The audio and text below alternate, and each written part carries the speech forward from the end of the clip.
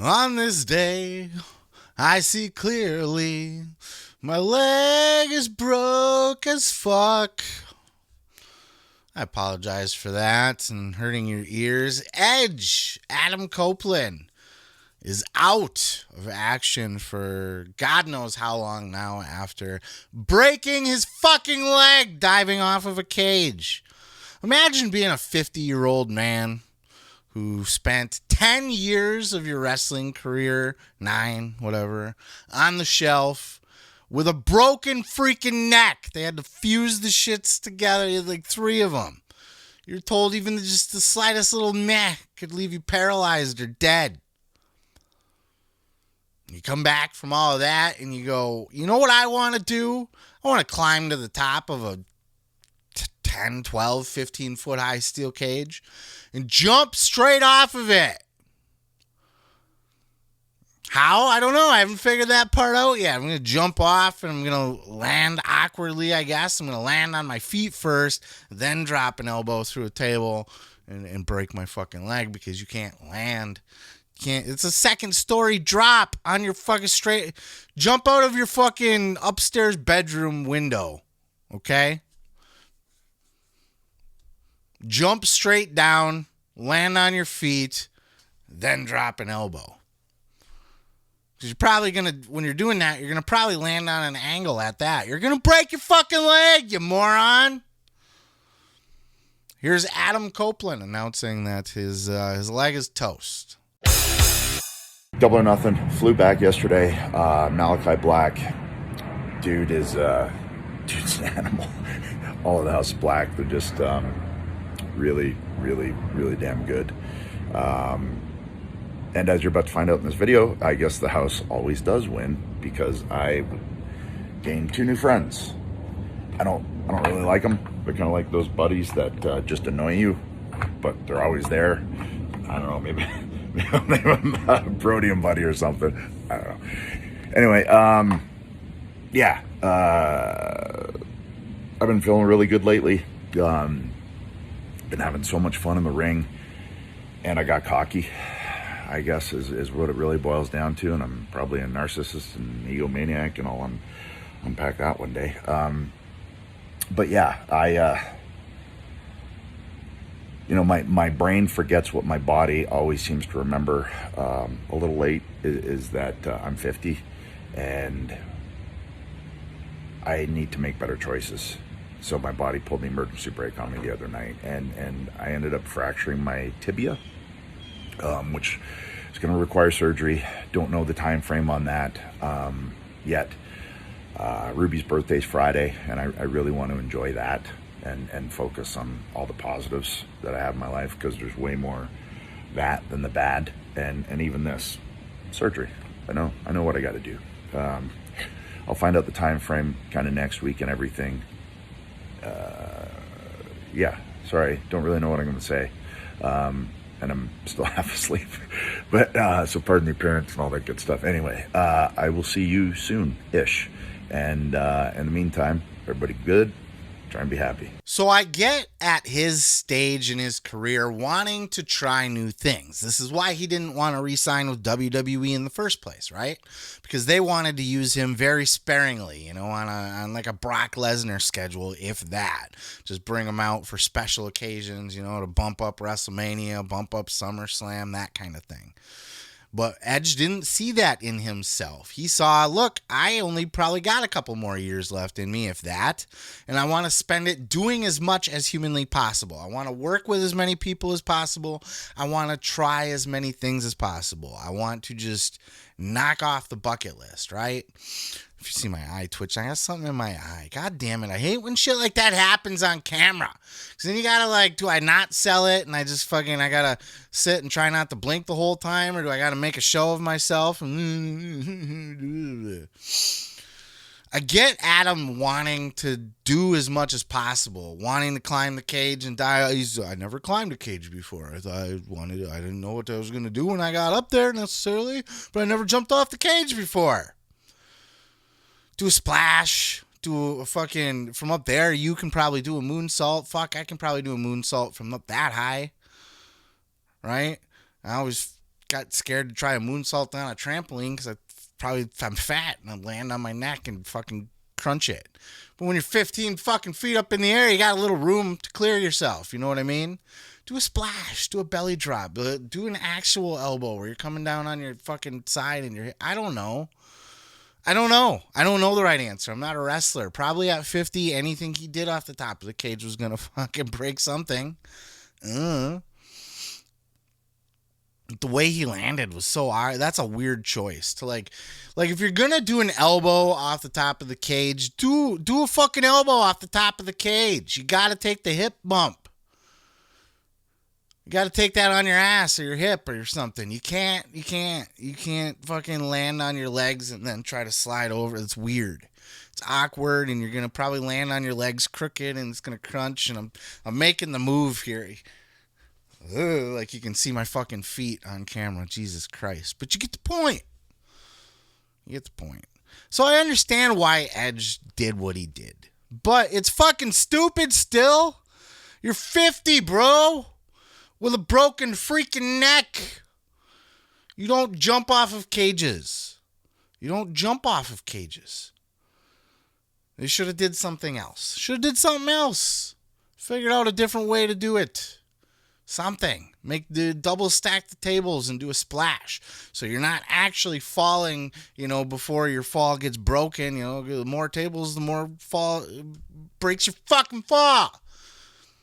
I just pulled that out of my ass right here. You're telling me Edge couldn't think of that? I don't know. I'm not a wrestler. I'm not a Hall of Fame legend. What the fuck do I know? But it was a bad move. And now he's going to be out for a long time. And what's he going to do? He's going to fight and recover and train to come back. To do what? More barbed wire bloody? I don't know that this run has been great for Adam. It might be one of those situations where the promotion knows best. Vince was famous for this kind of stuff. Remember, Macho Man left WWE for WCW because Vince didn't really see him as a full-time wrestler anymore. And though Macho Man still had more to contribute, he had the star power like a motherfucker, and he wasn't feeble. He could work to an extent. Lanny Poffo, I know I'm going down a side road here. Just walk with me. Lanny Poffo always talks about Randy's last pitch to Vince was to work with Shawn Michaels, do a program with Shawn where Shawn beat Randy in the end, and he, gave him that little push ski. For everybody that Shawn Michaels worked with in the early years of the boy toy when he fucking just threw Marty's head through the barbershop window, he didn't, fucking El Matador, Tatanka, Marty for, a couple times that Marty was actually, able to be employed with the company and not fired. That was supposed to be a WrestleMania match that never happened. I don't think that Shawn Michaels really got the work experience that, wasn't up until he started competing with Brett and Razor in the Intercontinental level. But he really could have benefited, and those were his peers, by the way. Macho was not. And though, working with El Matador probably taught Shawn a lot, it wasn't necessarily a big program that you want to do at a WrestleMania either. They really could have made something out of a match between Shawn Michaels and Macho Man Randy Savage. WrestleMania 9, WrestleMania 10, whenever the fuck they were going to do it. They really, really could have did something there. I think that was a bonehead move. But overall, I think, going back to before we walked on the side trail, all of that to say, Macho didn't really have a lot more to give after that, right? His time in WCW, do you remember much? He had a good little run with Diamond Dallas Page. That was probably it. He only had 1, 2, 3 feuds left in him, to 3 really good, solid feuds left in him. He just became like a fucking lackey for the NWO. Fucking went and did Bonesaw. It was in Spider-Man. That was pretty cool. But Vince saw the writing on the wall with him, and he's done that with so many people. Vince was always good at going, you know what? I think it's time to slow you down a bit. And I think Triple H recognizes that too. And he recognized that in Edge, in Adam Copeland. And not that Edge is washed up, but just that, like, maybe you're a special attraction now, dude. Because there's not, and it's not that he can't go, and it's not that he sucks or anything. He's just not the draw that I think he thinks he is. Or, I mean, he hasn't proven to be. It was dope when he came back because nobody ever expected him to come back. And people love Edge, by the way. I'm not saying Edge is overrated or anything. He was great. He had a fantastic run. The Rated R Superstar run was an incredible run. It was a great run. He had a couple different title runs there. He worked with Cena. He worked with The Undertaker. He had a great feud with Matt Hardy. Fuck, man. It was a great run. And before that, the Hardy Boys and the Dudleys and the ladder matches and the benefit of flash photography. And then he had the Brood before it. Look, man, Adam Copeland I just did a video on Adam's legacy. He's had an incredible legacy. And then he got to come back. He made the surprise appearance at the Rumble, won the Royal Rumble. But then after that, he worked with Randy right away. It's like, Randy was kind of around when you were around back then. So it didn't light my world on fire, but he did great with it still. And then he did the mixed tag match with Beth. That's like a bucket list thing, right? You get your wife in there to do that. So, but after that, it's like, okay, now what do we do with you? What else is there to contribute right now? They tried to turn him heel and have him lead the faction of the new younger people and help bring them up. But then didn't somebody got hurt or something, so they had to, like, okay, we need a babyface now. So as quick as they turned Edge, they turned him back to babyface again and had his fucking team turn on him. The Judgment Day is still going today. Who knows what it would have ended up being if, he had stuck around. Would it be where it's at today? Maybe not. But I just don't know. Okay, now he's in AEW. What do you do with him? Well, he already worked with Christian. That was one of the things that we all wanted to see as fans, right? We want to see him work with Christian again, both of them in their primes, or at least Christian clearly in the prime of his career. He was great, by the way, in TNA too. If anybody, I don't know if you guys watched TNA back then, but there was a period of time there where Christian Cage was working. He had Tyson Tomko as his heater, and he was working with like AJ Styles and shit. Like he was doing some great work. So he's always had it in him, but I think this is his prime right now.